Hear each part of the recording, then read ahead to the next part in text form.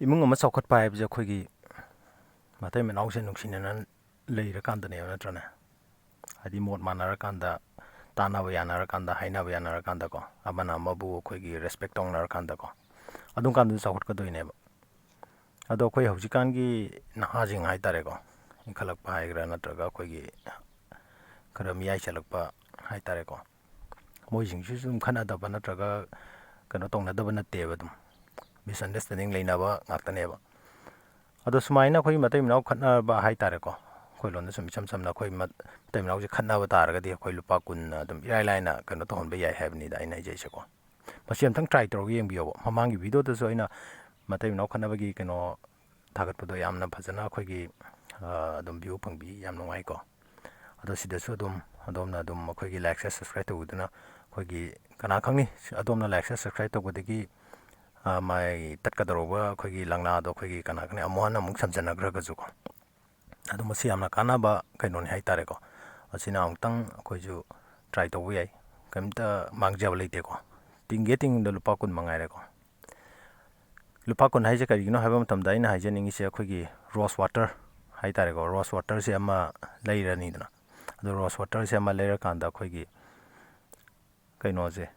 kai haitare akhoi tumamdai natraga akhoi hoi tumamdai hairo nungdawaram hairo ko ado tumamdai sida akhoi phamung sida khajik khikpa haitare ko matai manau phamung leina ko akhoi bedroom jingda akhoi khajik ko yamna khikpai daka wadi ko cholhangadong nate ko ado khajik akhoi kaino khiktokpadongna singtokpadongna haitare ko ado khajik khiktokpa haitare masi akhoi amtang try tawru yengbiyo masi atuki matik